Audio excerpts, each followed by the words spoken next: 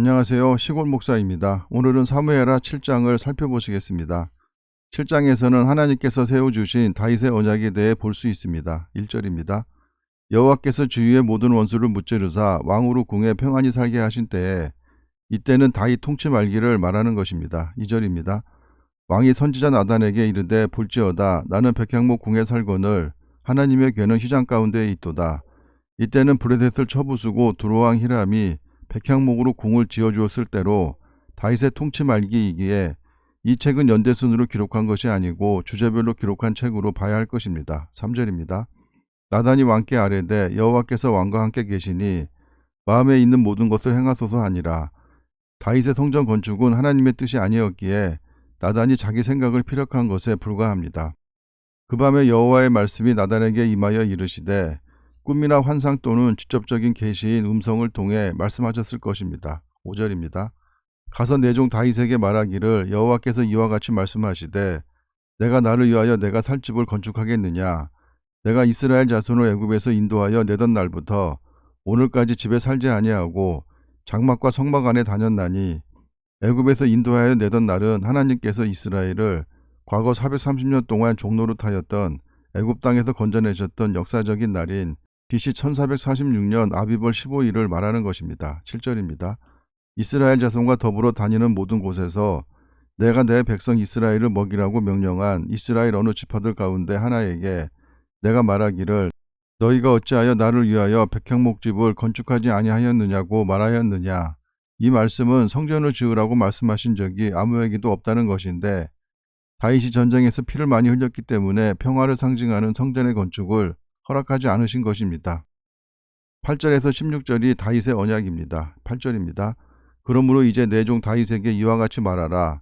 만군의 여호와께서 이와 같이 말씀하시기를 내가 너를 목장 곧 양을 따르는 데에서 데려다가 내 백성 이스라엘의 주권자로 삼고 성전 건축에 대한 다윗의 가상한 마음을 보신 하나님께서 다윗 왕조에 대한 놀라운 복을 약속하십니다. 9절입니다.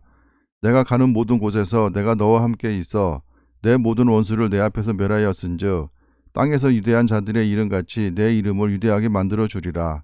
개인적으로 다윗의 존재와 인격 그리고 그에게 속한 후손들이 세상 모든 사람에게 존경을 받으리라는 것입니다. 10절입니다. 내가 또 내 백성 이스라엘을 위하여 한 곳을 정하여 그를 심고 그를 거주하게 하고 다시 옮기지 못하게 하며 악한 종류로 전과 같이 그들을 해하지 못하게 하여 다윗과 솔로몬의 통일 왕국 시대에 이 말씀과 같은 평화를 누렸습니다. 11절입니다. 전에 내가 사사에게 명령하여 내 백성 이스라엘을 다스리던 때와 같지 아니하게 하고 너를 모든 원수에게서 벗어나 편히 쉬게 하리라. 여호와가 또 내게 이르노니 여호와가 너를 위하여 집을 짓고 여호와가 집을 지어주신다는 것은 다윗 왕가를 이루어 주신다는 말씀입니다. 12절입니다. 내 수완이 차서 내 조상들과 함께 누울 때에 내가 내 몸에서 날 내 씨를 내 뒤에 세워 그의 나라를 견고하게 하리라. 다윗이 70세에 죽었기에 얼마 살지 못했으나 잘못된 행실에 비해 오래 살았음은 하나님의 언약 때문으로 보입니다. 저는 내 이름을 위하여 집을 건축할 것이요 나는 그의 나라 왕위를 영원히 견고하게 하리라.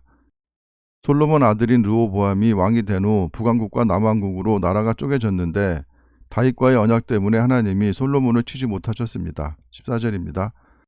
나는 그에게 아버지가 되고 그는 내게 아들이 되리니 그가 만일 죄를 범하면 내가 사람의 매와 인생의 채찍으로 징계하려니와 내가 내 앞에서 물러나게 한 사울에게서 내 은총을 빼앗은 것처럼 그에게서 빼앗지 아니하리라. 솔로몬이 이스라엘을 우상의 만신전으로 만들었어도 왕권을 보장할 수밖에 없었던 이유인데 하나님께서 이 말씀 때문에 많이 괴로우셨을 것이지만 다윗이 하나님을 생각하는 마음 때문에 넉넉히 주시고 많이 참아주셨습니다. 16절입니다.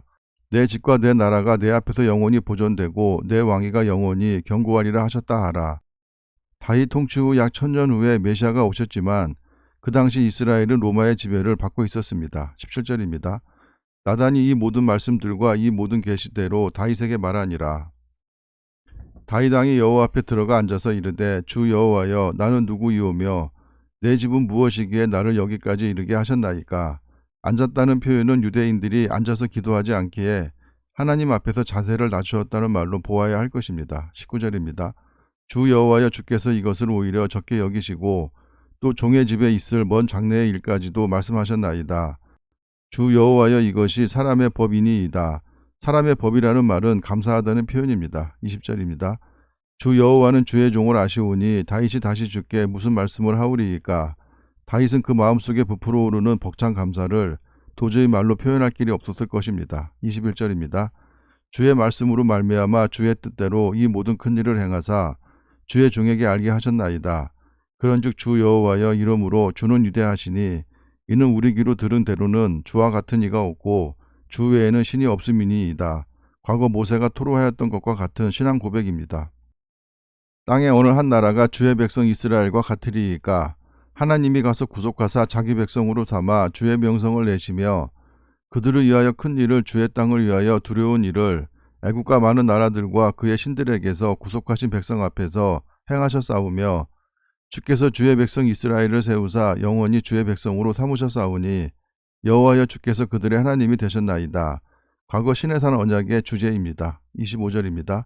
여호와 하나님이여 이제 주의 종과 종의 집에 대하여 말씀하신 것을 영원히 세우셨사오며 말씀하신 대로 행하사 하나님을 찬양하는 가운데 그의 은혜를 확신한 다윗이 담대함을 얻어 하나님 앞에 자신의 소원을 아뢰는 장면입니다. 26절입니다.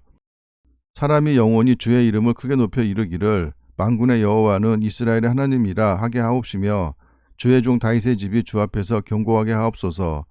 만군의 여호와 이스라엘의 하나님이여 주의 종의 귀를 여시고 이르시기를 내가 너를 위하여 집을 세우리라 하셨으므로 주의 종이 이 기도로 주께 간구할 마음이 생겼나이다. 주 여호와여 오직 주는 하나님이시며 주의 말씀들이 참되시니이다. 주께서 이 좋은 것을 주의 종에게 말씀하셨사오니 하나님께서 일방적으로 언약을 선포하셨던 것입니다. 이제 청하건대 종의 집에 복을 주사 주 앞에서 영원히 있게 하옵소서. 주 여호와께서 말씀하셨사오니 주의 종의 집이 영원히 복을 받게 하옵소서 하니라. 다윗은 하나님께서 성전에 계시지 못함을 안타까워하므로 하나님께서 그 마음을 받으시어 다윗에게 영원한 왕권과 나라를 보장하여 주신다는 언약을 세워주셨습니다. 그러나 다윗은 하나님의 그 약속을 파기하는 행위를 서슴지 않았기에 그 언약이 그리 오래가지 못하게 되는 것이 이스라엘의 역사입니다. 우리가 역사서를 공부하는 이유가 역사 속에서 우리가 얻을 수 있는 교훈이 많기 때문이고 그 속에서 같은 실수를 반복하지 않기 위함일 것입니다. 감사합니다.